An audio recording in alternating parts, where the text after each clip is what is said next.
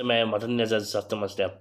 Birinci məlumat ondan ibarətdir ki, mən bu kanalı yaratmışam ki, insanlara məlumat verim ki, qanunverici hansı güzəşt və imtiyazları, imkanları verir. Adətən insanlara deyir ki, qanunla falan şey qadağanı yox. İnsanlara qanun güzəşt və imtiyazları verir, sonra qadağan verir. Güzəşt və imtiyazdan istifadə etmədiyi halda insana deyə bilməzsin ki, sənə falan şey qadağandır. Ona görə güzəşt və imtiyazlar barədə məlumat verilməlidir, insan bilməlidir. Ondan sonra deyilməli ki, falan şey sənə qadağandır. Bu halda bunu etməlisən. Ona görə bu kanalı yaratmışam. Digər məlumat ondan ibarətdir ki, mən YouTube kanalına abunə olan şəxslər üçün telefon hüquq məsələsi 10 manata edən bir insanların maddi vəziyyəti çətindir, ona görə. Mən özüm də əlilliyi olan şəxsən əyil arabasındayam. İnsanlara daha yaxşı başa düşürəm.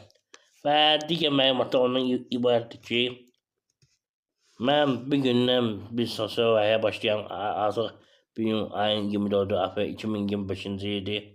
İstəyirəm maşınla gedim, insanlara hüquqi yardım göstərim.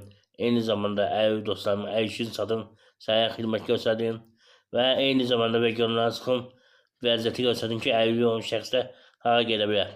Bunun üçün mənə 35.000 manat vəsait lazımdır ki, bir maşın alım, hansı içinə bələdiyyədə əlil arabasına daxil ola bilim. Yəni elə bir şəraiti olsun. Eyni zamanda insanlar da daxil ola bilsin ki, mən hüquqi yardım göstərim. Bir sosial layihə olacaq. Həmin sosial layihədə iştirak etməsi üçün bütün vətəndaşları dəvət edən hər bir vətəndaşdan bir manat kampaniyası imkan daxilində iyanə edin ki, mən alabilirim. Gündəlik məlumat verəcəm ki, nə qədər yəni pul yığır. Mənim kart nömrə, telefon nömrəm videonun izahı yerində YouTube kanalına qeyd olunub. Eyni zamanda YouTube kanalı şut bulmasını istənilən videonun üzərində var. Həmin iyanə edə bilərsiniz, həmin hüquqi yardım üçün müraciət edə bilərsiniz. Hüquqi yardım üçün müraciət etməyə görə WhatsApp-a səsli mesaj göndərin ki, mən sizin suallara cavab verim.